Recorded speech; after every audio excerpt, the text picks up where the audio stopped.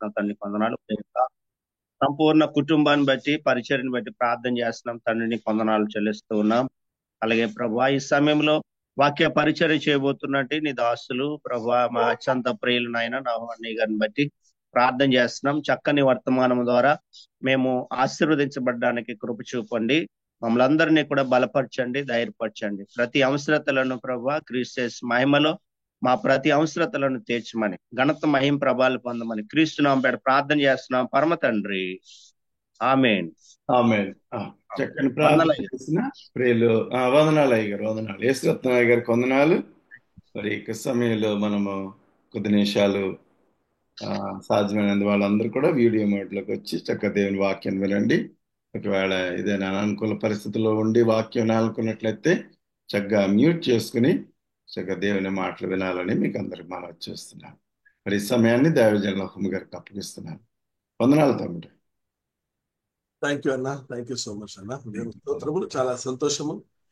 ఇంతవరకు చక్కగా దైవజనులందరూ కూడా అనేక విషయాల కొరకు ప్రార్థన చేయడానికి చూపించాడు. మరి సత్యనారాయణ గారు చెప్పినట్టుగా మనం ఇతరుల కొరకు ప్రార్థించినప్పుడు దేవుడు మనకు క్షేమాన్ని కలుగజేస్తాడని, మరి అనేకుల కొరకు మనం ప్రార్థన చేయడానికి దేవుడు మంచి వేదికను మనకు అనుగ్రహించినందుకు దేవునికి స్తోత్రము కలుగును గాక. ఈ రీతిగా షారోను ప్రార్థన వేళ సహవాసంలో దేవుడు నాకు ఇచ్చిన ఘనతను బట్టి, దైవజనులతో కలిసి సహవాసం చేసే భాగ్యాన్ని బట్టి ప్రభువును స్తుతిస్తా ఉన్నాను. దేవునికే మహిమ కలుగును గాక. మరి ఈ సమయంలో ప్రస్తుత కాలంలో ప్రస్తుత పరిస్థితుల్లో మనందరము కూడా ఎంతో మరి చాలా కలవరముతో లేక మరి సంఘము చాలా మంది అంటే దైవజనులు బయట చెప్పకపోయినా కూడా ప్రస్తుతం ఉన్నటువంటి పరిస్థితులను బట్టి రేపేమి సంభవిస్తుందో, పరిచర్య ఎలా ఉంటుందో, సంఘం ఎలా ఉంటుందో, లేక సేవ ఎలా సాగుతుందో, దేశం ఎలా ఉంటుందో, ఆర్థిక పరిస్థితి ఎలా ఉంటుందో, రకరకాలుగా అనేక మరి అంశాలతో మనము మన యొక్క మానసికంగాను మరి శారీరకంగాను ఎంతో కృంగిపోయేటువంటి బలహీనపరిచేటువంటి పరిస్థితులను మనం చూస్తా ఉన్నాం. వీటన్నిటిలో కూడా మరి ప్రభు యొక్క ఉద్దేశము మరి అంత దినాల్లో ఆయన సెలవిచ్చిన ప్రకారముగా ఇవన్నీ జరుగుతాయని ముందుగానే ప్రభు చెప్పాడు కనుక వీటన్నిటి వెనకాల మరి ఆయన యొక్క సంఘము, ఆయన యొక్క శరీరము, ఆయన యొక్క మందిరము, ఆయన యొక్క సంఘము సంపూర్ణము కావాలని ప్రభు యొక్క ఆశ అయినది కనుక క్రీస్తు శరీరము మరి క్షేమాభివృద్ధి పొందుటకు, పరిచయ ధర్మ జరుటకు, మరి సంఘము పరిపూర్ణతలోనికి రావడానికి దేవుడు మనందరినీ కూడా నియమించాడు గనక మన వంతు మన కర్తవ్యాన్ని సమృద్ధిగా నెరవేర్చి ఆయన కొరకు మరి ఒక మంచి అలంకరింపబడిన పెళ్లి కుమార్తెను సిద్ధపరిచి ప్రభువుకు అప్పగించినట్లుగా దేవుడు మనకు సహాయం చేయను గాక. వీటన్నిటిలో మనకు కావలసింది దేవుడు మరి ఆరంభం నుంచి కూడా దేవుని యొక్క వాక్యములో దేవుడు మొదటగా మానవుని చేసినప్పుడు ఆదాము హవ్వలను వారితో దేవుడు చల్లపొట్టిన వారితో కలిసి సహవాసము చెట్టుకు దేవుడు ఇష్టపడ్డాడు. ఎల్లప్పుడూ కూడా ప్రతిరోజు కూడా దేవుడు మనుషులతో లేక తాను సృజించినటువంటి మానవునితో సహవాసం చేయాలి. అది ఆయనకు ఉన్నటువంటి గొప్ప కోరిక. దాని కొరకే ఆయన మట్టిలో నుంచి మనల్ని నిర్మించి ఆయన మనతో సహవాసం చేయడానికి ఇష్టపడ్డాడు. అందుకే మరి ఆది కాండములో కూడా దేవుడు తాను సృజించినటువంటి మానవునితో నివసించడానికి, గడపడానికి, సహవాసం చేయడానికి ఇష్టపడ్డాడు. అదే ప్రకటన గ్రంథంలో కూడా మనం ఆకలి అదే చూస్తాం. ఇదిగో దేవుని నివాసము మనుష్యులతో కూడా ఉన్నది, ఆయన వారితో కాపురముండును, వారు ఆయన ప్రజల యందును, ఆయన వారి దేవుడయుండును. సో అల్టిమేట్ గోల్ ఏంటంటే దేవుడు మనతో నివసించాలి, మనతో కాపురం ఉండాలి, మనతో సహవాసం చేయాలి. మనం ఆయనతో సహవాసం చేయాలి, మనం ఆయన ప్రజలుగా ఉండాలి, ఆయన మనకు దేవుడుగా ఉండాలి. ఇది దేవుని యొక్క ఉద్దేశం.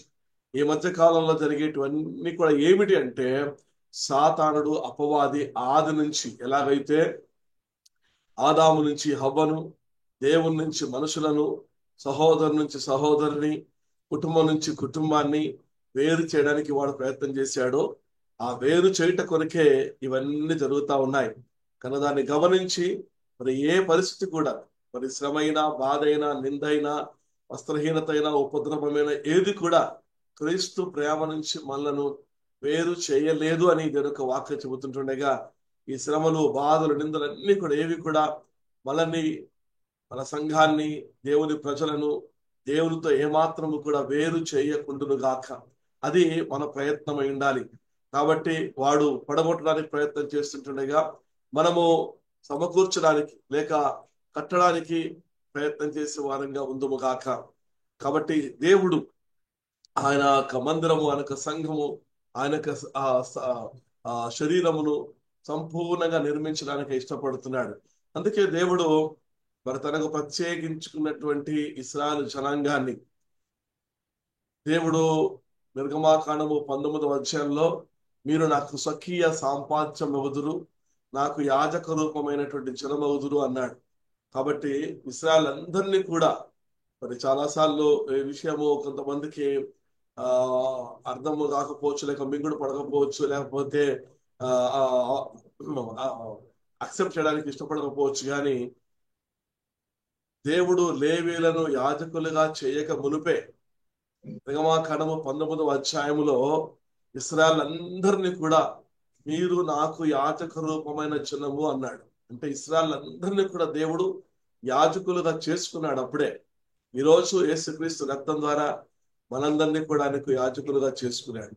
అంతేకాదు దేవుడు స్వయముగా నిర్గమాకాండము 25వ అధ్యాయము 8వ వచనం వచ్చేసరికి 8 నుంచి మనం చదివితే, నేను వారిలో నివసించినట్లు వారు నాకు పరిశుద్ధ స్థలమును నిర్మింపవలను అన్నాడు. అంటే దేవుడు మరలా వారితో నివసించడానికి, వారితో సహవాసించడానికి, వారితో ఉండడానికి దేవుడు ఇష్టపడ్డాడు. తనకు ప్రత్యేకించబడిన జనాంగము, స్వకీయ సాపాచము, రాజులైన యాజక సమూహముగా చేయబడిన యేసుక్రీస్తు రక్తముతో లేక గొర్రెపిల్ల రక్తముతో లేక మరి ఆ వధించబడినటువంటి ఒక పశు జంతువు వధించబడి బలర్పించబడి ఆ చర్మపు చొక్కాయలను తొలగించిన ఆదాము హవ్వల వలె ఈరోజు మనల్ని కూడా యేసుక్రీస్తు రక్తముతో విమోచించిన వారందరితో కూడా ప్రభు దేవుడు నివసించాలి, సహవాసం చేయాలని ఆశపడతా ఉన్నాడు.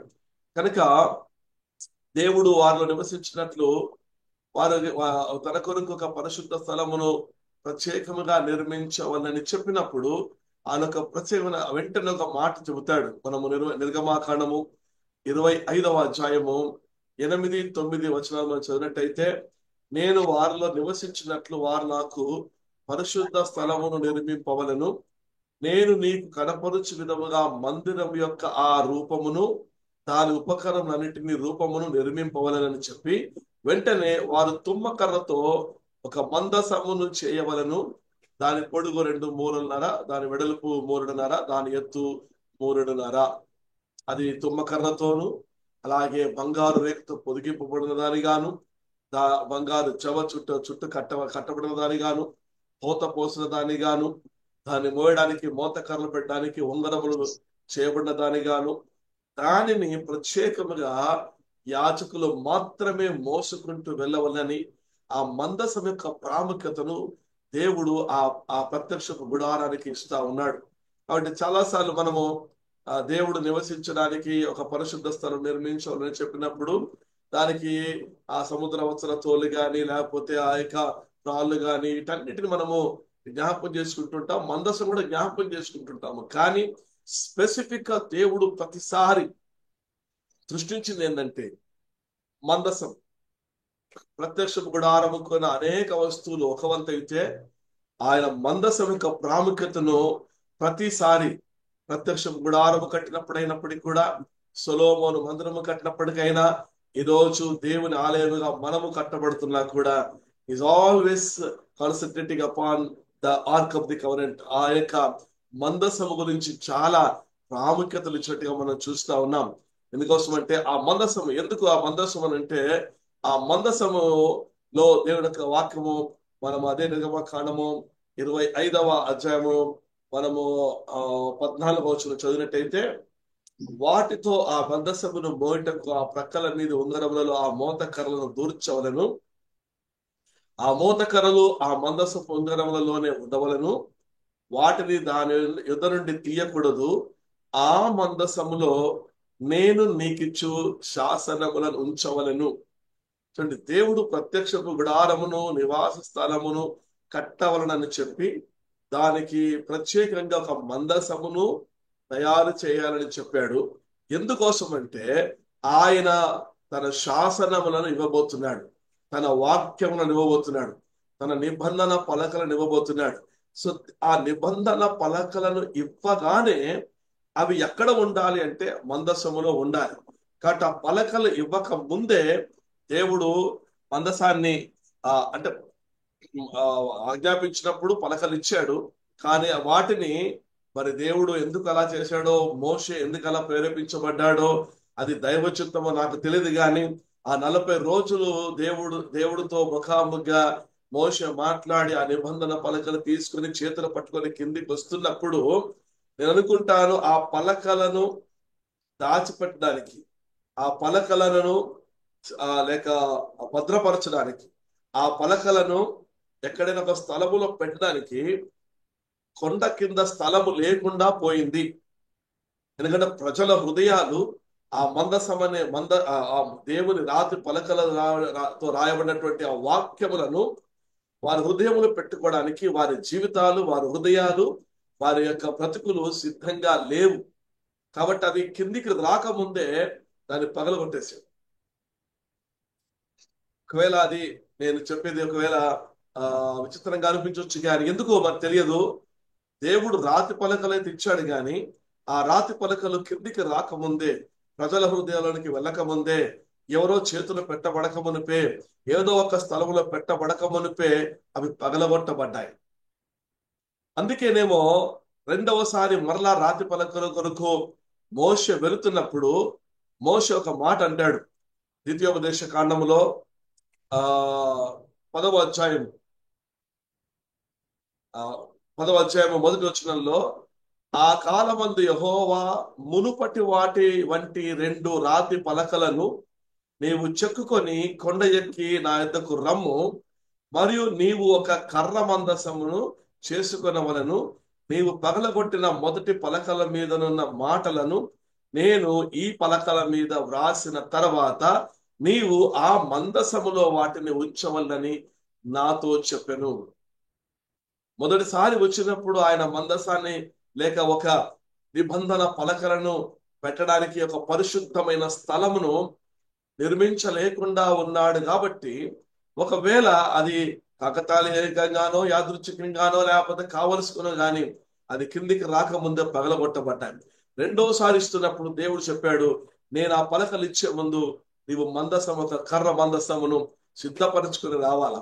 నేను ఇవ్వగానే ఆ రాతి పలకలను తీసుకెళ్లి ఆ మందసములో ఉంచాలి అన్నాడు. కాబట్టి వాస్ వెరీ ఈగర్. చాలా ప్రాముఖ్యంగా దేవుడు తన నివాస స్థలములో, తన పరిశుద్ధ స్థలములో మందసం యొక్క ప్రాముఖ్యతను జాగ్రత్తగా ఇస్తున్నగా చూస్తున్నాం. ఎందుకు ఆ మందసం అంటే తానిచ్చే శాసనముల పలకలు అందులో ఉంచాలి. కాబట్టి మూడవ వచనంలో 10వ అధ్యాయము 3వ వచనంలో మోషే అంటాడు, కాబట్టి నేను తుమ్మకర్రతో ఒక మందసమును చేయించి మునుపటి వాటి వంటి 2 రాతి పలకలను చెక్కి ఆ 2 పలకలను చేత పట్టుకొని కొండ ఎక్కి తిని. ద్వితీయోపదేశకాండం 10:4లో, ఆ సమాజ దినము నా కొండ మీద అగ్ని మధ్య నుండి తాను మీతో పలికిన 10 ఆజ్ఞలను మునుపు వ్రాసినట్టు యెహోవా పలకల మీద వ్రాసెను. యెహోవా వాటిని నాకు ఇచ్చిన తర్వాత నేను తిరిగి కొండ దిగి వచ్చి నేను చేసిన మందసములో ఆ పలకలను ఉంచి తిని, యెహోవా నాకు ఆజ్ఞాపించినట్లు వాటిని దానిలో ఉంచి తిని. అంటే దేవుడు తనకు చేతుల్లో పలకలు, అంటే మోషేను దేవుడు యోగ్యుడిగా ఎంచాడు.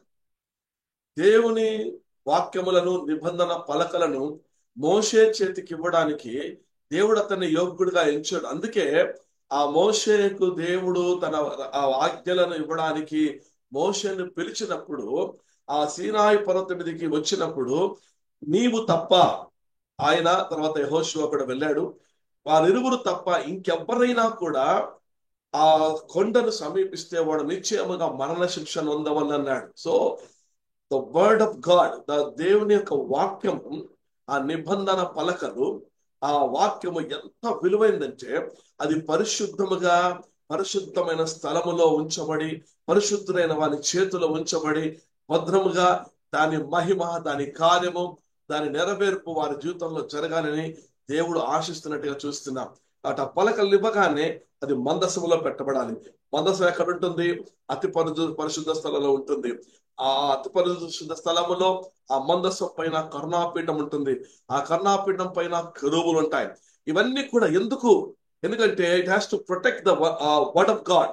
ఈ కరుణాపీఠం మీద ఉన్నటువంటి కెరూబులు మందసములో ఉన్న ఆ రాతి పలకలను జాగ్రత్తగా కాపాడాలి. సో దేవుని వాక్యమును దేవుడు ఎంత ఘనముగా ఎంచాడు అంటే, కీర్తనకాడు ఆ మాట అంటాడు. కీర్తనకారుడు 138 2వ వచనంలో, కీర్తనలు 138:2 అంటాడు, నీ పరిశుద్ధాలయము తట్టు నేను నమస్కారము చేయించున్నాను. నీ నామమంతటి కంటే నీవిచ్చిన వాక్యమును నీవు గొప్ప చేసి ఉన్నావు. దేవుడు తన నామము కంటే కూడా వాక్యమును గొప్ప చేశాడు. ఇశ్రాయేళ్ల మధ్యలో ఎల్లప్పుడూ కూడా మందసం ఉన్నది. ఆ మందసములో రాతి పలకలు ఉన్నాయి. ఆ రాతి పలకల్లో శాసనములు ఉన్నాయి. ఆ శాసనము దేవుని యొక్క వాక్యము. ఆ వాక్యమును దేవుని యొక్క వాక్యం చెబుతుంది తన నామము కంటే కూడా గొప్ప చేశాడు. సో దేవుడే తన వాక్యమును గొప్ప చేశాడు. దేవుడు గొప్పవాడు. ఆ గొప్పవాడి కంటే గొప్పది ఏమిటంటే ఆయన యొక్క వాక్యం. అది ఎంత గొప్పది, ఎంత మహిమ కలిగింది, ఎంత విలువైనది అంటే, నేను ఒక మాట ఇలాగ చెబుతూ ఈ మధ్యకాలంలో దేవుని కృపను బట్టి చెబుతున్నాను. ద్వారా మహాగణుడు, మహోన్నతుడు, మహాపరిశుద్ధ స్థలములో నివసించువాడు, సమీపింపరాని తేజస్సులో ఉండేటువంటి వాడు, ఆయన ఉన్నత సింహాసనం మీద ఆశ్రయుడైనటువంటి వాడు, ఆయన ఎప్పుడు కూడా చూడలేదు. అలాంటి ఆ యొక్క మహిమలో నివసించే దేవుడు ఆఫ్టర్ ఆల్ ఒక మానవుని కొరకు భూమి మీదకి దిగి రావడం ఏంటి? ఎందుకోసం దిగి రావాలా? మోషేని పిలిచినప్పుడు అగ్నిలో నుంచి మాట్లాడాడు, కానీ ఆయన ముఖాముఖ దేవుని చూడలేదు. కానీ సీనాయి పర్వతం మీదకి దేవుడు ఎందుకు వచ్చాడు? నేను నీకు నిబంధన పలకలు ఇస్తాను, శాసనములను ఇస్తాను, ధర్మశాస్త్రాన్ని ఇస్తాను, వాక్యాన్ని ఇస్తాను అని. అంటే ఆ వాక్యాన్ని చేతపట్టుకొని దేవుడు ఆ వాక్యాన్ని ఒకవేళ మోషేకి ఇవ్వదలిస్తే, ఇశ్రాయేలుకి ఇవ్వదలిస్తే ఒక దేవదూత చేత పంపొచ్చుగా, కెరూబుల శరాబుల చేత పంపొచ్చుగా. ఎందుకోసం అంటే దేవుడు తన వాక్యాన్ని ఎంత గొప్పగా ఘనముగా ఎంచడంటే, ఈ వాక్యమును నేను దూతల చేతిలో కాదు, కెరూబుల చేతిలో కాదు, శరాపుల చేతిలో కాదు, ఇది స్వయంగా నా చేతుల్లో నుంచే నేను తీసుకొని వెళ్ళాలా, ఇది వేరొకరి చేతిలో పడడానికి వీల్లేదు అని అనుకున్నాడేమో. ఒక మానవుని కొరకు మొట్టమొదటిగా దేవుడు తన యొక్క మహిమను వదిలిపెట్టి, తండ్రి అయిన దేవుడు భూమి మీదకి దిగి రావడం అనేది ఎంత గొప్ప విశేషం ఆలోచించండి. ఎందుకంతగా ఆయన దిగొచ్చాడు భూమి మీదకి, మానవుడు నివసించే ఈ భూమి మీదకి? ఎందుకోసం అంటే ఆయన రాతి పలకలను తీసుకుని వచ్చాడు, వాక్యాన్ని తీసుకుని వచ్చాడు. So he was creating the word of God as a great and honourable. So దేవుడే తన వాక్యాన్ని అంత ఘనముగా ఎంచితే, ఈరోజు దైవజనులముగా ఆ వాక్యాన్ని మనము ఎంత ఘనముగా ఎంచుతున్నాం. ఆ వాక్యాన్ని చేత పట్టినప్పుడు, బోధించినప్పుడు, ఉపదేశిస్తున్నప్పుడు దాన్ని ఎంత విలువైన దానిగా మనం చూస్తున్నాం. ఒకసారి మనం ఆలోచిద్దాం అండి. దేవుడు ఆ రాతి పలకలను తీసుకొని ఆ సీనాయి పర్వతం మీదకి దిగి వచ్చి, ఇదిగో ఈ పరిశుద్ధ వాక్యములు నా చేత ఉన్నాయి కాబట్టి, నేను ఈ యొక్క కొండ మీదకి దిగి వస్తున్నాను కాబట్టి ఇంకెప్పుడు కూడా దీన్ని ముట్టడానికి వీల్లేదు. ఈ వాక్యం నీ చేత పెట్టిన తర్వాత అవి మందసములోనే ఉండాలా. ఆ మందసము ఎప్పుడు కింద పెట్టకూడదు, ఎవడు పడితే వాడు ముట్టకూడదు. ఆ మందసం ఎప్పుడు కూడా పరిశుద్ధ స్థలంలో ఉండాలి. దాన్ని ఎప్పుడు కూడా యాజకులు మోస్తూనే రావాలి. ఎంత అద్భుతం చూడండి. ఎందుకు? ఆ మందసములో వాక్యము, శాసనము గల పలకలు ఉన్నాయి. దాన్ని నేను అనుకుంటాను, దానిపైన 2 కెరూబులు. నిర్గమాకాండము 40వ అధ్యాయము 20వ వచనంలో మరి యెహోవా మోషేకు ఆజ్ఞాపించినట్లు అతడు శాసనములను తీసుకొని మందసములో ఉంచి మందసమునకు మోత కర్రను దూర్చి దాని మీద కర్ణాపీఠమును ఉంచెను. ఆ కర్ణాపీఠం కొరకు దేవుడు 25వ వచనం నిర్గమకాండము 18వ వచనంలో ఆజ్ఞాపిస్తాడు. మరియు 2 బంగారు కెరూబులను చేయవలను, కరుణాపీఠం యొక్క 2 కొనలను నకిషు పనిగా చేయవలను. ఈ కొనను ఒక కెరూబును, ఆ కొనను ఒక కెరూబును చేయవలను. అంతేకాకుండా 20వ వచనములో నిర్గమకాండము 25వ అధ్యాయం 20వ వచనంలో ఆ కెరూబులు పైకి విప్పిన రెక్కలు గలవై కరుణాపీఠమును తమ రెక్కలతో కప్పుచుండగా వాటి ముఖములు ఒంటొంటికి ఎదురుగా ఉండవలను. ఆ కెరూబుల ముఖములు కర్ణాపీఠము తట్టు ఉండవలను. నీవు ఆ కర్ణాపీఠమును ఎత్తి ఆ మందసం మీద ఉంచవలను. ఎందుకు అంటే ఆ మందసము మీద ఈ కెరూబులు ఎందుకు ఆవరించి ఉన్నాయంటే ఆ మందసములో దేవుని వాక్యం ఉంది. ఆ వాక్యాన్ని ఘనముగా దేవుడు ఇచ్చాడు కాబట్టి దానిని భద్రపరచడానికో, కాపాడడానికో, సంరక్షించడానికో, నెరవేర్చడానికో దేవుడు కెరూబులను వాటి మీద అలా ఆవరింపజేసినట్టుగా చూస్తా ఉన్నాం. అంతేకాకుండా దేవుడు ఎప్పుడైనా నేను నీతో మాట్లాడాలనుకున్నప్పుడు, నేను ఆ కెరూబుల మధ్యలో నుంచి మాట్లాడతాను. 25వ అధ్యాయము 22వ వచనంలో అంటాడు, అక్కడ నేను నిన్ను కలుసుకొని కర్ణాపీఠం మీద నుండి శాసనములు గల మందసం మీద నుండి 2 కెరూబుల మధ్య నుండి నేను ఇశ్రాయేలు నిమిత్తం మీకు ఆజ్ఞాపించు సమస్తమును నీకు తెలియజెప్పింది. ఎందుకంటే ఆ మందసములో ఉన్నటువంటి రాతి పలకల్లో ఉన్న ధర్మశాస్త్రంలో నుంచి, శాసనం నుంచి, కట్టల నుంచి ఇశ్రాయేలుకు ఏమేమి చెయ్యాలో, ఎలా వెళ్ళాలో, ఏం చెయ్యాలో దాన్ని నేను అందులో నుంచి నీతో మాట్లాడుతూ వస్తాను. ఈరోజు అంతేకాకుండా సంఖ్యాకాండము 7వ అధ్యాయము 89వ వచనం, సంఖ్యాకాండము 7వ అధ్యాయం 89వ వచనంలో మోషే యెహోవాతో మాట్లాడుటకు ప్రత్యక్షపు గుడారములోనికి వెళ్ళినప్పుడు సాక్ష్యపు మందసం మీదనున్న కర్ణాపీఠం మీద నుండి, అనగా 2 కెరూబుల నడమ నుండి తనతో మాట్లాడిన యెహోవా స్వరము అతడు వినెను, అతడు ఆయనతో మాట్లాడెను. అంటే ఆ మందసములో దేవుని వాక్యం ఉంది కనుక ఆ వాక్యముల నుంచి దేవుడు మాట్లాడతాడు. సో దేవుని మందిరములో అనేక ఉపకరణములు ఉన్నను, అనేక అంతస్తులు ఉన్నను, అనేక గదులు ఉన్నను. మందసము కొరకు ప్రత్యేకమైన స్థలమును దేవుడు కోరుతూ వచ్చాడు. ఎందుకోసమంటే ఆ మందసములో తాను ఘనపరిచిన గొప్ప చేసిన వాక్యం ఉన్నది. ఆ వాక్యముల నుంచి దేవుడు మనతో మాట్లాడాలనుకుంటున్నాడు. ఆ వాక్యాన్ని మనము కూడా ఘనముగా ఎంచాలని కోరుతున్నాడు. ఇలా మీరు అనుకోవచ్చు, మనందరం అనుకుంటాము ఆ మందసంలో వాక్యము రాతి పలకలే కాదు కదా, మన్నా గల పాత్ర, అహరోను చిగురించే కర్ర కూడా ఉంది కదా అంటే అది పెట్టమని దేవుడు నా మట్టుకైతే నేను గమనించినట్టు ఆజ్ఞాపించినట్టు ఎక్కడ లేదు. ఒకవేళ ఆ మన్నాను దేవుడు ఆకాశం నుంచి వారికి ఇచ్చి వారు ఏ రోజుకు ఆ రోజుగా కూర్చుకోవాలి. ఎక్కువ కూర్చుకున్న వాడు తెల్లారేసరికి అది కప్పు కొట్టిపోయిందని రాబడింది, అది మిగలలేదని రాబడింది. సో ప్రతిరోజు దాన్ని కూర్చుకోవాలి అంతే. కానీ విచిత్రం ఏమిటంటే దేవుడు రాబోయే తరమునకు నేను మన్నాతో మిమ్మల్ని పోషించాను అని గుర్తెరునట్లుగా ఒక ఓమేరు పట్టు పాత్రను నింపుకొని ఆ ఆహారమును మీ దగ్గర పెట్టుకోండి అన్నాడు. నిర్గమకాండము 16వ అధ్యాయము 32వ వచనం నుంచి, నిర్గమకాండము 16:32 నుంచి.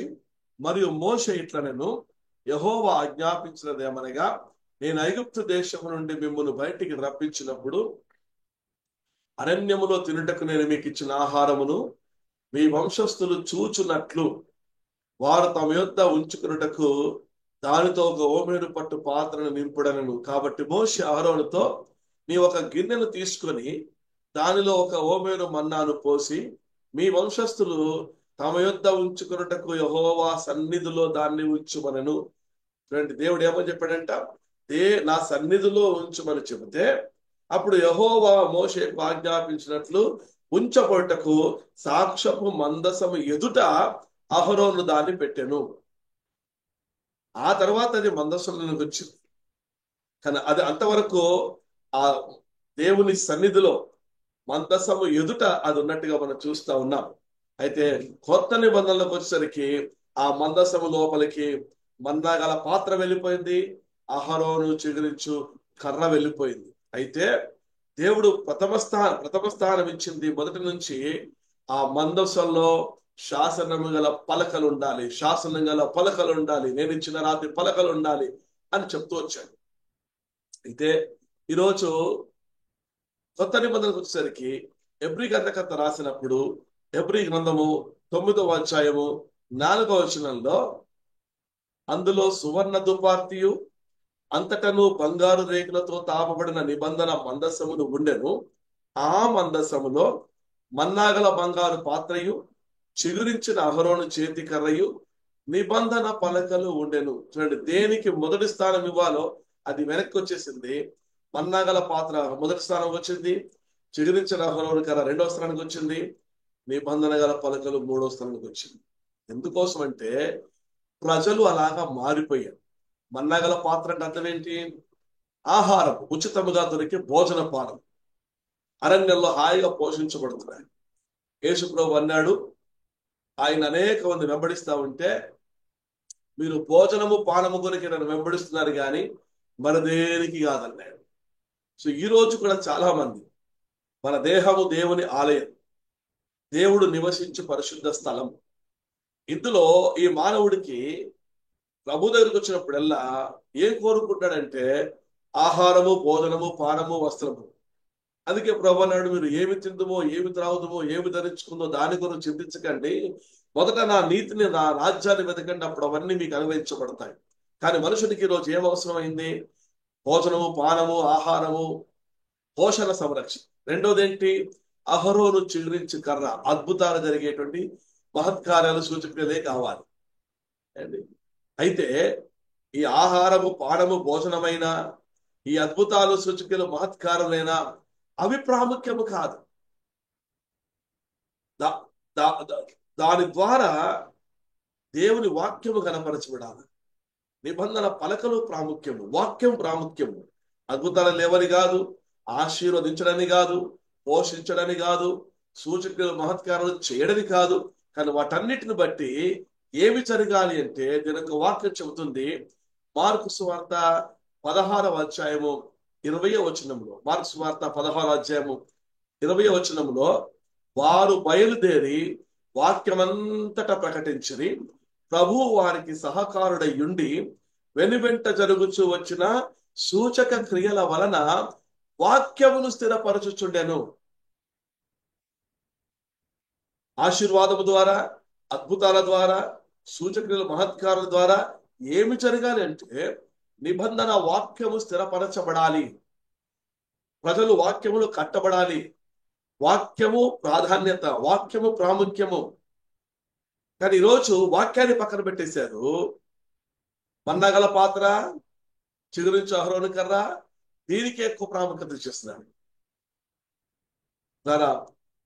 అపోస్తల కార్యములు 14వ అధ్యాయము 3వ వచనంలో కూడా, అపోస్తల కార్యము 14:3 కూడా, కాబట్టి వారు ప్రభువును ఆనుకుని ధైర్యముగా మాట్లాడుచు అక్కడ బహుకాలము గడిపి ప్రభు వారి చేత సూచక క్రియలను, అద్భుతములను చేయించి తన కృపావాక్యమునకు సాక్ష్యం ఇప్పించుచుండెను. So ultimate goal, maybe the blessings, maybe the healings, maybe the miracles, maybe the wonders, whatever it may be, that should confirm the word of God. అది దేవుని వాక్యమును స్థిరపరచాలి, ఆ వాక్యాన్ని అది సాక్ష్యం ఇప్పించాలి. ఈరోజు వాక్యము లేకుండా పోయింది. దేవుని మందసములో, దేవుని మందిరములో, దేవుని సన్నిధిలో, దేవుని సంఘములో, దేవుని ఆలయముగా ఉన్న మనుషుని జీవితంలో అన్నిటికీ స్థలం ఉంది, కానీ వాక్యానికి స్థలం లేనట్టుగా చూస్తా ఉన్నాం అండి. అద్భుతమైన మాట ఏమిటంటే, ప్రత్యక్షపు గుడారము కట్టినప్పుడు నివాస స్థలముగా నా కట్టమన్నప్పుడు దేవుడు మందసం యొక్క ప్రాముఖ్యతను ఇచ్చాడు. So you have to build the separate place for the ark of the covenant. నా మందసము కొరకు నువ్వు ప్రత్యేకమైన స్థలం ఉంచాలి. ఆ మందసములో నేను నీకు ఇవ్వబోయే శాసన పలకలు ఉండాలి. మోషే ఆజ్ఞాపించినట్టుగా ఆ శాసన పలకలు ఆ మనసులో పెట్టారు. ఆ వాక్యము వారి జీవితాల్లో ప్రాధాన్యత ఉండాలి. అయితే అదే ప్రకారంగా మనము సొలొమోను దేవుని ఆలయమును కట్టినప్పుడు సొలొమోను ఒక అద్భుతమైన మాట అంటాడు. చూడండి, మొదటి రాజుల గ్రంథము 8వ అధ్యాయం, మొదటి రాజుల గ్రంథము 8వ అధ్యాయములో ఆ మనం చూస్తే దానికి ముందుగా వాస్తవానికి అసలు ఈ మందిరమును కట్టవలన ఆలోచన మనందరూ తెలుసు. దావీదుకు వచ్చింది. దావీదు దేవునికి మందిరము కట్టవలన ఆశ ఎందుకు పుట్టింది అంటే, మనం 2వ సమూయేలు గ్రంథము 7వ అధ్యాయము 1వ వచనంలో చూస్తే దేవుని యొక్క వాక్యం రాయబడింది. యెహోవా నలుదిక్కుల అతనికి శత్రువుల మీద అతనికి విజయం ఇచ్చి అతనికి నెమ్మది కలగజేసిన తర్వాత రాజు తన నగరి యందు కాపురముండి నాతానను ప్రవక్తను పిలువనంపి, నేను దేవదారు మ్రాణుతో కట్టిన నగరి యందు వాసము చేయుచుండగా దేవుని మందసము డేరాలో నిలిచి ఉన్నదనగా, నాతాను యెహోవా నీకు తోడుగా ఉన్నాడు, నీకు తోచినదంతా నెరవేర్చుమనెను. అయితే ఆ రాత్రి యెహోవా వాక్కు నాతానుకు ప్రత్యక్షమై సెలవిచ్చినదేమనగా, నీవు పోయి నా సేవకుడకు దావీదుతో ఇట్లనుము, యెహోవా నీకు ఆజ్ఞయించినదేమనగా, నాకు నివాసముగా ఒక మందిరమును కట్టింతువా. సో దావీదుకు దేవుని మందిరము కట్టించాలన్న అభిలాష ఎందుకు పుట్టిందంటే, he was totally concentrating upon the ark of the covenant. దేవుని మందసం, ఆ మందసము డేరాలో ఉన్నది. అది డేరాలో కాదు, అది దేవుని ఆలయములో ఉండాలి, దేవుని మందిరంలో ఉండాలి. ఆ మందసం కొరకు నేను ఆలయమును కడతాను. ఎందుకోసం అంటే, దేవుడు ఆలయమును కట్టినప్పుడు మందసానికి ప్రాముఖ్యతనిచ్చి ఆ మందసం ఆ పరిశుద్ధ స్థలములో ఉంచాలని కోరినాడు గనక, అది మనలా ఆ మందిరములో ఉండాలన్న ఆశతో ఆయన మందిరము కట్టాలని ఆశపడినట్టుగా చూస్తున్నాం. అందుకే సొలొమోను కూడా ఆ మందిరాన్ని కట్టినప్పుడు మొదటి రాజుల గ్రంథము 6వ అధ్యాయము 7వ వచనం చదివితే, మొదటి రాజులు 6వ అధ్యాయము 7వ వచనం చదివితే, అయితే మందిరము కట్టు సమయమున అది ముందుగా సిద్ధపరిచి తెచ్చిన రాళ్లతో కట్టబడెను. మందిరము కట్టు స్థలమున సుత్తే గొడ్డలి మొదలైన నీరు పనిముట్ల ధ్వని ఎంత మాత్రం వినబడలేదు. మధ్యాంతస్తుకు తలుపు మందిరపు కుడి పార్శ్వన ఉండెను. మధ్యాంతస్తు గదికిని మధ్యాంతస్తు గదిలో నుండి 3వ అంతస్తు గదికిని ఎక్కిపోటకు చుట్టూను మెట్ల చట్రం ఉండెను. ఈ ప్రకారం అతను మందిరమును కట్టించడం ముగించి మందిరమును దేవదారు దూలములతోను పలకలతోను కప్పించెను. మరియు మందిరములకు చుట్టూ గదులను కట్టించెను. ఇవి 5 మూరల ఎత్తుగలవై దేవదారు దూలముల చేత మందిరముతో దిట్టముగా సంధింపబడెను. ఎందుకు ఇది చదివిస్తున్నానంటే, సొలొమోను కట్టిన మందిరములో అంతస్తులు ఉన్నాయి, గదులు ఉన్నాయి, మెట్లు ఉన్నాయి, అనేక రకమైనటువంటి ఉపకరణాలు ఉన్నాయి. 14వ వచనంలో ఈ ప్రకారం సొలొమోను మందిరమును కట్టి ముగించెను. అయితే 19వ వచనంలో మొదటి రాజులు 6:19 యెహోవా నిబంధన మందసము ఉంచుటకై మందిరము లోపల గర్భాలయమును సిద్ధపరచు. గర్భాలయము సిద్ధపరచు. అంతేకాకుండా మొదటి రాజుల గ్రంథము 8వ అధ్యాయము 20వ వచనంలో ఆయన ఈ మాట అంటాడు. మొదటి రాజులు 8వ అధ్యాయము 20వ వచనంలో, తాను సెలవిచ్చిన మాటను యెహోవా నెరవేర్చి ఉన్నాడు. నేను నా తండ్రి అయిన దావీదునకు ప్రతిగా నియమింపబడి యెహోవా సెలవు చొప్పున ఇశ్రాయేలు మీద సింహాసనాసీనుడనయ్యుండి ఇశ్రాయేలు దేవుడైన యెహోవా నామ ఘనతకు మందిరమును కట్టించి ఉన్నాను. అందులో యెహోవా నిబంధన మందసమునకు స్థలమును ఏర్పరచుతిని.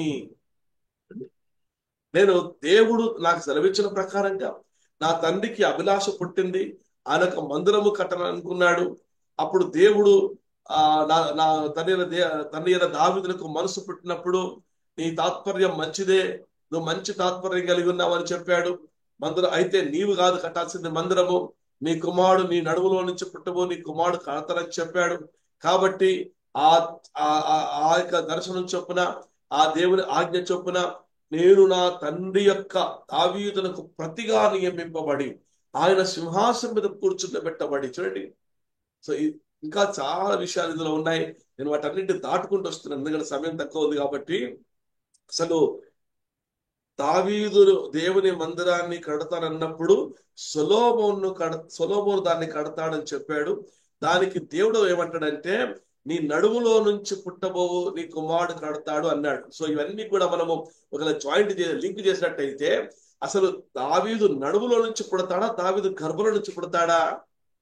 దేవుడికి ఆ మాత్రం తెలియదా? నడుము ఎందుకు అన్నాడు? సో ఇవన్నీ ఆలోచన చేస్తే, మీరు దైవజనులు కాబట్టి ఒక మాట చెబుతాను.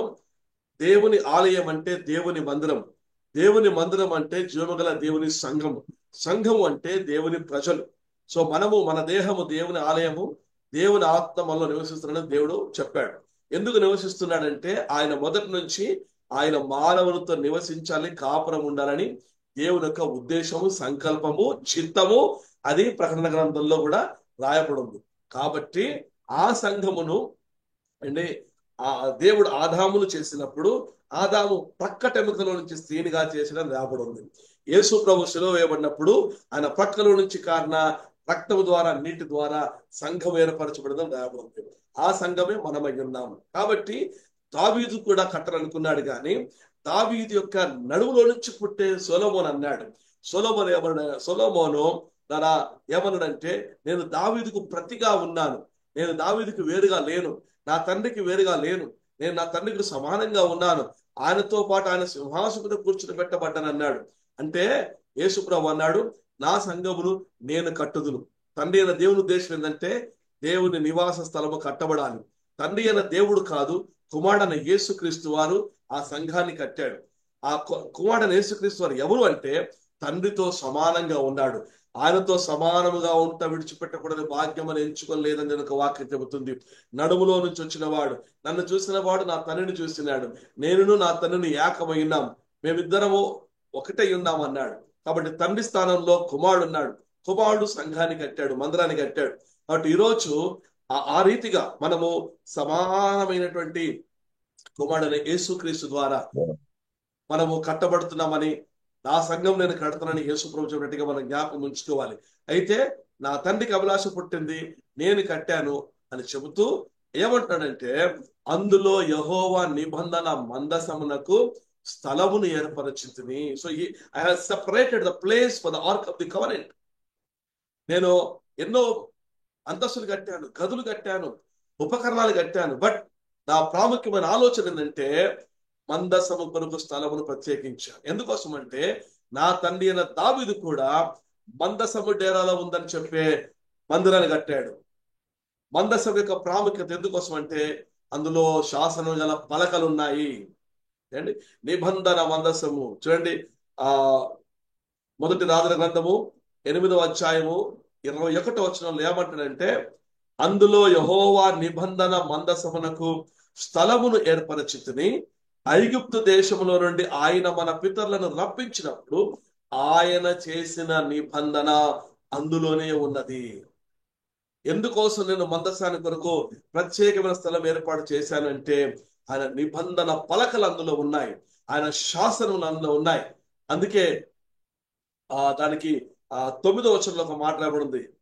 మొదటి రాజుల గ్రంథము 8వ అధ్యాయము 9వ వచనంలో ఏం రాబడిందంటే, ఇశ్రాయేలీయులు ఐగుప్తు దేశములో నుండి వచ్చినప్పుడు యెహోవా వారితో నిబంధన చేయగా, మోషే తాను హోరేబు నందు ఆ పలకలను మందసములో ఉంచెను. దానిలో ఆ 2 రాతి పలకలు తప్ప మరి ఏమీయూ లేకపోయెను. సొలొమోను కాలములో సొలొమోను చెబుతున్న మాట అండి. అని అంటున్నాడు, ఇశ్రాయేలు ఐగుప్తులో నుంచి వచ్చినప్పుడు యెహోవా వారితో నిబంధన చేసినప్పుడు మోషే తాను హోరేబు నందు ఆ పలకలను మందసంలో ఉంచాడు. దానిలో ఆ 2 రాతి పలకలు తప్ప మరి ఏమీయూ లేకపోయెను. ఆ రాతి పలకలు ఆ మందసంలో ఉన్నాయి గనక, ఆ మందసము డేరాలో ఉంది గనక, అది ఆ డేరాలో కాదు పరిశుద్ధ స్థలంలో ఉండాలని నా తండ్రి అభిలాష కలిగి మందిరాన్ని కట్టించి పూనించాడు. నేను కూడా ఆ దైవ సంకల్పం చొప్పున మందిరాన్ని కట్టాను. అయితే మందసము కొరకు ప్రత్యేకమైన స్థలాన్ని ఉంచాను. ఎందుకోసం అంటే, అందులో శాసనం గల పలకలు తప్ప ఇంకేమి లేవు. ఎందుకేమి లేవు? ఓ సొలొమోనా నీకు కనబడలేదా? అందులో మన్నగల పాత్ర ఉందంటే కదా, అహరోను చిగురు కర్ర ఉందంటే కదా అంటే, no no no no no no. సొలొమోను అడుగుతా ఏమంటే, అవన్నీ నాకేం కనబడలా, నాకు మందసమే శాసనములే కనబడ్డాయి, వాక్యమే కనబడింది. నేను వాక్యాన్ని బట్టి మందిరాన్ని కట్టాను. అదేంటి అంటే ఒకవేళ ఆయన ఇలా చెబుతాడేమో, నాకు ఆశీర్వాదం కొరకు నేను ప్రభు సన్నిధికి రావట్లా, అద్భుతాల కొరకు నేను రావట్లా, అద్భుతాలతో నేను సంఘాన్ని కట్టట్లా, లేక ఆశీర్వాదంతో సంఘాన్ని కట్టట్లా. ఆశీర్వాదంతో కడితే రేపు సంఘం కూలిపోతుంది, అద్భుతాలతో కడితే రేపు సంఘం కూలిపోతుంది. అయితే గడ్డి ఎండును పువ్వు రాలును, దేవుని వాక్యం నిత్యం నిలుచును. వాక్యం మీద కట్టబడితే, బండ మీద కట్టబడితే స్థిరంగా ఉంటాడు. కాబట్టి ఆ రాతి పలకలు నిబంధన మందసం అందులో ఉంది కనుకనే దాని కొరకు నేను మందిరం కడుతున్నాను అంటున్నాడు. దేవజల్లారా, ఈరోజు మనము మన సంఘాన్ని దేని మీద కడుతున్నాం? ఆహారము కొరక, ఆశీర్వాదాల కొరక, అద్భుతాల కొరక, సూచనల కొరక? ఎస్, అవన్నీ ఉండాలి. అవి దేనికి ఉండాలంటే ఆయన వాక్యాన్ని స్థిరపరచడానికి ఉండాలి. వాక్యం మీద కట్టబడిన విశ్వాసి ఎప్పుడు కూడా తొట్టున్నాడు. వాక్యం మీద కట్టబడిన సంఘము పంట మీద కట్టబడిన సంఘంగా ఉంటది. అందుకే సొలొమోను అంటున్నాడు, అందులో ఆ రాతి పలకలు తప్ప మరేం నాకు కనబడలా. ఈరోజు చాలా మంది అన్నిటికి సమయం ఉంది, అద్భుతాలకు సమయం ఉంది, అండ్ పాటలకు సమయం ఉంది, పొగడ్తలకు సమయం ఉంది, ఒకరికొకరు గొప్ప చేసుకోవడానికి సమయం ఉంది, శాలువాలు కప్పుకోవడానికి సమయం ఉంది, దండలు వేసుకోవడానికి సమయం ఉంది, ఒకరి గురించి ఒకరు గొప్ప చెప్పడానికి సమయం ఉంది. వాక్య సమయం వచ్చేసరికి కదా సభలు ఏర్పాటు చేశాం, 4 గంటలు కొనసాగుతా ఉంది. ఓ పాటలు పాడి పాడి పాడి వాయిద్యాలు వాయించి వాయించి వాయించి గొప్ప మనం అందరం కనపరుచుకున్నాం. వాక్య సమయానికి వచ్చేసరికి ఇంకా గొప్పగా చెబుతా ఉంటాం. ఇదిగో అతి ప్రాముఖ్యమైన సమయానికి మనం వచ్చాము, గంభీరమైన సమయానికి మనం వచ్చాము. దైవజనులు హైదరాబాద్ ప్రాంతం నుంచి ప్రభు దగ్గర కనిపెట్టేసేసేసి కదా దేవుని నుంచి మోసుకుని వచ్చిన ఇక వాక్యం అందించడానికి దైవజనులు సిద్ధంగా ఉన్నారు. ఇప్పుడు ఆ వాక్యాన్ని విందామని చెప్పి రహస్యంగా పాస్ గదిలో వచ్చి, అయ్యగారు టైం అయిపోయింది, అయ్యగారు 2 నిమిషాలు చెప్పండి అయ్యగారు. అన్నిటికీ సమయం ఉంది, స్థలం ఉంది. దేనికి సమయం లేదు, దేనికి స్థలము లేదు. నేను అంటాను, మానవుని దేహము దేవుని ఆలయం అయితే ఆ దేహములో అనేక అవయవాలు ఉన్నాయి. తల ఉంది, ఎన్నెన్న ఆలోచనలుని, కళ్ళున్నాయి, ఏదన్నా చూడని, మొక్కుంది, ఏదైనా వాసన చూడని, నోరుంది, ఎలాగైనా మాట్లాడని, చేతులున్నాయి, ఏ పనులు చేయని, కాళ్ళున్నాయి, ఎక్కడ నడవని. కానీ ఆ ఆలయములో మందసం ఒకటి ఉన్నది, హృదయం ఉన్నది. ఆ హృదయములో దేవుని వాక్యం సమృద్ధిగా నింపబడితే హృదయము నిండిన దాన్ని బట్టి శరీరం పనిచేస్తుంది. కాబట్టి ఈ బంగారు పాత్ర ఈ బంగారముతో పొదిగినటువంటి మందసం అనే గుండెలో వాక్యం ఉంటే ఆడు చెడు చూపులు చూడడు, చెడు మాటలు మాట్లాడాడు, చెడు ఆలోచన చెయ్యడు, చెడ్డకు నడవడు, చెడు చేష్టలు చెయ్యడు. అది కంట్రోల్ చేస్తాం. కాబట్టి మనము చేతుల కొరకు, కాళ్ళ కొరకు, కళ్ళ కొరకు, ముక్కు కొరకు, వీటి కొరకు ఆలోచన చేస్తున్నాం. కానీ ప్రత్యేకమైన ఒక స్థలము, గుండె నిండా దేవుని మాటలు, ఆ మందసము, ఆ నిబంధన గల రాత్రి పలకలుండే స్థలాన్ని మనం కట్టగలిగితే దేవుని ఆలయము, మనుషుని జీవితాన్ని కట్టగలం. అది ప్రాముఖ్యంగా ఎంచుకొని ఈరోజు దయచేసి ఆ వాక్యం యొక్క ప్రాధాన్యత ఏంటో వీలైతే మరొకసారి మనం చూసుకుందాం. అయితే ఈరోజు ఆ వాక్యానికి ప్రాధాన్యత ఇచ్చేటువంటి మందిరమును, ప్రజలను, సంఘాన్ని మనము కట్టగలుగుతున్నామా? దేవుడు తను నివసించి ఆలయము కట్టాలనుకున్నప్పుడు ఆయన ఇచ్చిన ప్రాముఖ్యత వాక్యానికి.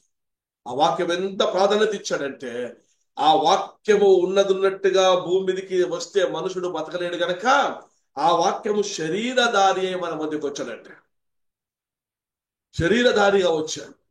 వాక్యం రానే వచ్చుంటే ఎవడు కూడా మనం ముట్టి బతకలేదు. అందుకే ఆ వాక్యమును వాక్యంగా తీసుకుని వచ్చినప్పుడు దేవుడు దిగొచ్చి రాతి పలకలు ఇచ్చాడు. అది జాగ్రత్తగా కాపాడడానికి వారి ప్రయాణం అంతట్లో కూడా యాజకులు తప్ప ఎవడు దాన్ని మోయల. ఆ మందసం ఎక్కడెక్కడికి లేదో అది అద్భుతాలు చేసింది. ఈరోజు మన చేతికి ఎందుకు వాక్యం వచ్చిందంటే, ఆ వాక్యము శరీరధారిగా వచ్చింది గనక, మన మధ్య నివసించాడు గనక, రక్త మాంసంతో వచ్చాడు గనక మనం ఆయనతో కలిసి ఆయన చేత పట్టుకోవడానికి అవకాశం ఉంది. కాబట్టి ఆ వాక్యము చేత కట్టబడిన సంఘము, మందిరము, పరిచర్య నిత్యం నిలుస్తుంది. ఎన్ని శ్రమలు వచ్చినా, యుద్ధాలు వచ్చినా, కరువులు వచ్చినా, కరోనా వచ్చినా తొట్టులడు, పడిపోడు, నిలబడి ప్రభు కొరకు ధైర్యంగా ఉంటాడు. ఆయన రాజ్యాన్ని చేరతాడు, ఆయనతో కాపురం ఉంటాడు, సదాకాలం ప్రభుత్వం ఉంటాడు. అలా కూడా అలాంటి మందిరము, సంఘం కట్టే బాధ్యతగా దైవజనులుగా మనం ఉంటకు దేవుడు మనకు సహాయం చేయను గాక. దేవుడి వాక్యాన్ని దీవించి ఆశీర్వదించను గాక. థ్యాంక్ యూ అన్న, thank you so much. Thank you తమ్ముడు, థ్యాంక్ యూ. చాలా అద్భుతమైన వాక్యాన్ని ఈరోజు దైవజనుల ద్వారా మనం వినడానికి ప్రభు కృప చూపాడు. అందుకు నిజంగా దేవునికి మనం ఎంతో వందనస్తులు వింటున్నాం. వాక్యాన్ని దేవుడు ఘనంగా ఎంచాడు. మనము కూడా దేవుని వాక్యాన్ని ఘనముగా ఎంచాలి. ఆ యొక్క ఘనముగా ఎంచిన దేవుని యొక్క వాక్యము మరి భద్రముగా ఉండటం కొరకే దేవుడు మందసాన్ని ఏర్పరిచాడని, చాలా లోతైన విషయాల్ని చాలా చక్కగా, మరి మందసం ఎందుకు ఎందుకు అనేది అనేకమైన సార్లు మన జీవితాల్లో ఉన్న ప్రశ్నగా ఉన్నప్పుడు, మరి ఈరోజు చాలా చక్కగా మందసము కేవలము ఆ దేవుని యొక్క వాక్యాన్ని భద్రపరచడం కొరకే అనే విషయాన్ని మనము జాగ్రత్తగా గమనించవలసిన వారమే అన్నాం. మొట్టమొదటిగా అలాంటి ప్రాధాన్యత ఉన్నది. తర్వాత చివరికి వచ్చేటప్పటికి మందసం అనేది ఆఖరి ప్లేస్లో, మందసములో ఉన్న శాసనములు అనేవి మొదటి స్థానంలో ఉండవలసినవి మొదటి స్థానంలో కాకుండా మూడవ స్థానంలోకి వచ్చేసినాయి. ఆహారము, స్వస్థతలు కనుక మన్నా కలిగిన బంగారు పాత్ర ఆహారానికి, కర్ర, చిగురించిన కర్ర, మోషే కర్ర స్వస్థతలకి, తర్వాత మనం చూసుకున్నట్లయితే చివరిగా రాతి పలకలు. మొదటి స్థానం అసలు మందసం కట్టిందే, మందసం నిర్మాణం చేసిందే దేవుని వాక్యం కొరకు. కనుక మరి ఇంత ఉపయోగకరమైన మందసము మరి 7 దినాల్లో ఆహారం, స్వస్థతల కొరకు నిలయమైపోతుంది. కనుక ఎంతో బాధాకరమైన విషయము. మరి దేవుడు మరి కానాడు మందసము డేరాలో ఉంటుందని దావీదు గ్రహించినప్పుడు తన హృదయంలో ఉన్న ఆలోచనను, మరి చక్కని మాట, దావీదునకు ప్రతిగా సొలొమోను మందిరాన్ని కట్టించినట్టుగా తండ్రి అయిన దేవాదేవునికి ప్రతిగా ప్రభువైన యేసుక్రీస్తు ప్రభుల వారు ఆయన మన కొరకు ఆయన ఈ లోకానికి వచ్చి మనలను ఒక మందిరముగా చేసుకోవటానికి మనల్ని ఏర్పరచుకున్నాడని, మనము కూడా మన సంఘాన్ని దేని మీద కడుతున్నాం అనే ప్రశ్నతోటి ఈరోజు ప్రభు మనల్ని సంధించి ఉంటుండగా, మరి ఆహారం మీదనా, స్వస్థతల మీదనా, వాక్యం మీద కడుతున్నామా అనేది మనల్ని మనం పరీక్షించుకుంటూ, మరి చక్కని వాక్యాన్ని ఎన్నో కోణాల్లో మనం వినడానికి ప్రభు కృప చూపాడు. విన్న వాక్యాన్ని నెమరవేసుకుంటూ మన సంఘములో వాక్యానికి ఇస్తున్న స్థానం ఎంత? అవును, నేటి దినాల్లో అదే జరుగుతుంది. పాటలు, ఆరాధనని, లేకపోతే అదని ఇదని, స్కిట్లని, డ్యాన్సులని, ప్రోగ్రాములని, ఆఖరిగా ఎక్కడి నుంచో దైవజనుడిని పిలుస్తారు. పిలిచిన తర్వాత ఆయనకి ఇచ్చేది 20 నిమిషాలు, 30 నిమిషాలు, ఇంకా మా అంటే 40 నిమిషాలు. అన్ని కార్యక్రమాలు టైం ఉంటాయి. వాక్యానికి వచ్చేటప్పుడు పెద్ద పెద్ద కార్యక్రమాలు. భోజనానికి గంట సమయం కేటాయిస్తారు. స్కిట్లకి, పాటలకి, ఓ సౌండ్ సిస్టానికి, మ్యూజిక్లకి, స్పెషల్ సాంగ్లకి, అన్నిటికి ఉంటుంటుంది. వాక్యం వచ్చేటప్పటికి అయ్యగారు టైం అయిపోయింది అయ్యగారు, మీకు తెలుసు కదా అయ్యగారు. అవును, నేడు దినాల్లో అసలు ఎంత దుర్భరం అంటే, వాక్యం అయిన తర్వాత ఇక పొగడతలు, దండలు, దండలు, శాలువాలు, కప్పుకోటాలు, అసలు దాని వాక్యానికంటే ఎక్కువ టైం అది. అవును. మళ్ళీ ఫోటోలు దిగటం, ఫేస్బుక్ లో, వాట్సాప్ లో, స్టేటస్ లో పెట్టుకోవడం. అబ్బాబాబా, నిజంగా యథార్థంగా ఈరోజు దేవుడు మనతో మాట్లాడాడు. మన సంఘాల్లో దేనికి ప్రాధాన్యత ఉన్నది? వాక్యానిక, పొగడతలక అనేది మనల్ని మనం పరిశీలించుకుందాం. దేవుడు మనతో మాట్లాడిన ప్రతి లేఖనం, ప్రతి విషయాన్ని భద్రపరుచుకుని, ఇదేదో విని విడిచిపెట్టే వారంగా కాకుండా, అలాగ మనం బ్రతకూడదని, ఏదో బ్రతుకుతున్నామని కాదు కానీ అలా బ్రతకూడదని ప్రభు మనల్ని హెచ్చరించిన విధానం కొరకు ప్రభు వందనాలు చెల్లించుకుంటూ, విత్తబడిన వాక్యాన్ని మన జీవితాల్లో నీరు కట్టి ఫలించినట్లుగా ప్రార్థన చేసి ఆశీర్వాదం తీసుకుని వెళ్దాం. ఇంకేదైనా ఉన్నాయా తమ్ముడు? ఇంకేం లేదు కదా? Okay right. మరి దేవుని చిత్తం అయితే మనం అందరం కలిసి వచ్చే వారం కలుసుకుందాం. అప్పటి వరకు ఒకరు మనం అందరం కలిసి మనం ప్రార్థన చేద్దాం. దైవజనులు స్వర్ణ కుమార్ గారు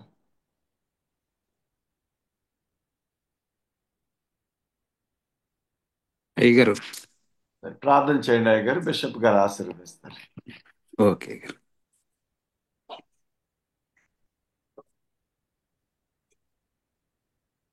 సర్వశక్తిమంతుడా, సర్వోన్నతుడా, సమాధానకర్త, నిత్యుడగు తండ్రి, మా పరలోకపు దేవ, మీ ఘనమైన నామమును బట్టి స్తుతులు, స్తోత్రములు, వందనములు చెల్లిస్తున్నాం. నిన్న నేడు ఏకరీతిగా ఉన్నటువంటి దేవుడవు, నిరంతరము స్తోత్రారుడు, పూజనీయుడు ప్రభువా.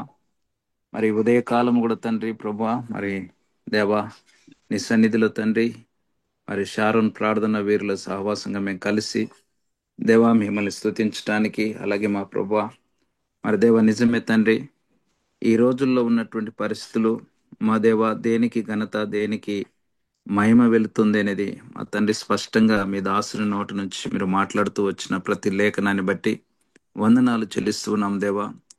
నిజముగా నువ్వు గొప్ప దేవుడవు తండ్రి.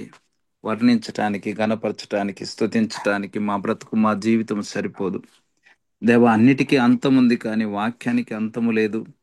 అంతము లేని వాక్యాన్ని సొంతంగా దాచుకునే దాంట్లో మా తండ్రి అయ్యా ఎంత కోల్పోతున్నామో, ఎంతగా దానికి నాయన ప్రభా దూరంగా ఉంటున్నామో మీరు హెచ్చరించిన ఆ మాటలను బట్టి మీకు వందనాలు తండ్రి. మందసం యొక్క ప్రాముఖ్యతను దేవ ప్రత్యేకించి మా ముందు పెట్టినందుకు నీకు వందనాలు చెల్లిస్తున్నాం మా ప్రభా. మా జీవితాల్లో ప్రభా మేము తండ్రి నమ్మకంగా కలిగి ఉండి సంఘములలో తండ్రి ఇంకా నాయన ప్రభా మరి తండ్రి ఆ వాక్యం మీద కట్టబడడానికి, ఆ విలువైన వాక్యం కొరకు నా తండ్రి జీవించినట్లుగా తండ్రి ప్రభా మేము కూడా మరి సంఘాన్ని ప్రోత్సహించేవారుగా, బలపరిచేవారుగా మా తండ్రి ఉండడానికి మీ కృపనిచ్చి మీరు మాట్లాడిన మాటలను బట్టి మీకు వందనాలు చెల్లిస్తున్నాం. ప్రత్యేకంగా తండ్రి మరి షారోన్ ప్రార్థన వీరుల సహవాసాన్ని మరొకసారి మీరు దీవించండి, ఆశీర్వదించండి. ప్రతి దైవజనుని వారి కుటుంబాలను ఆయా పరిస్థితుల్లో జరిగిస్తున్నటువంటి పరిచర్యలను, ఆటంకాల, అభ్యంతరాలని తొలగించి మీ కృప చొప్పున తండ్రి ప్రభా ఇంకా నాయన నీ నామ ఘనత కొరకు, మహిమ కొరకు ప్రతి సంఘాన్ని, ప్రతి సంఘ కాపరిని మీరు ఆశీర్వదించి దీవించమని ప్రతిమలాడుతూ ఉన్నాం. మా దేవానికి వందనాలు, స్తోత్రాలు నాయన. మరి ప్రత్యేకంగా దీన్ని ఏర్పాటు చేసినటువంటి నాయన దైవజనులు సత్యనందమయ్య గారిని, మరి దేవా కుటుంబాన్ని మరి ఆయా స్థలాల్లో అనేక రీతిలుగా వాడుకుంటున్నటువంటి పరిచర్యలన్నింటిని బట్టి వందనాలు. మీరు ఇంకనూ ఆశ్రదించి దీవించండి, మీ కృపలో బలపరచమని ప్రార్థిస్తున్నాం. ఈరోజు వాక్యాన్ని అందించినటువంటి దైవజనులు నహుమన్న గారిని, మరి కుటుంబాన్ని, పరిచర్యను నా తండ్రి ప్రభా మీరు ఇంకా ఆశ్రదించి దీవించండి దేవా. తనకి ఇచ్చినటువంటి చక్కటి తలాంతులన్నింటిని బట్టి కూడా వందనాలు, మీ కృపలో బలపరచండి. ఇంకా నాయన ప్రభా మరి ఈ యొక్క షారోన్ ఆ ప్రార్థన వీరుల సాహసంలో మా తండ్రి అనేకులు అనేక రకాలుగా అద్భుతమైనటువంటి నాయన ప్రభా రీతిలో వాడబడుతూ ఉన్నారు.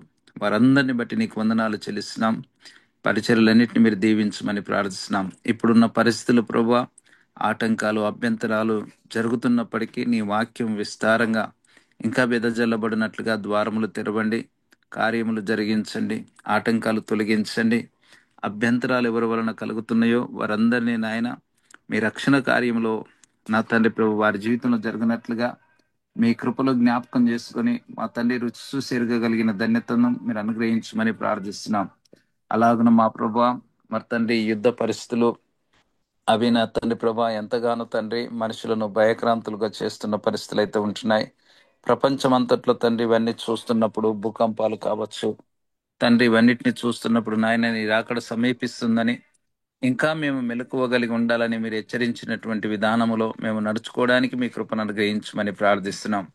అదేవిధంగా తండ్రి మా దేవానికి వందనాలు. ఈ యొక్క మరి తండ్రి ఈ సమయంలో తండ్రి ఆయా స్థలాల్లో తండ్రి వివిఎస్ జరుగుతుండగా, ఆటంకాలు, అభ్యంతరాలు జరుగుతుండగా అన్నిట్లలో కూడా తండ్రి మీ సన్నిధి, మీ కార్యము జరుగునట్లుగా మీరే కృప చూపిస్తూ మీ కార్యాలు జరిగించండి.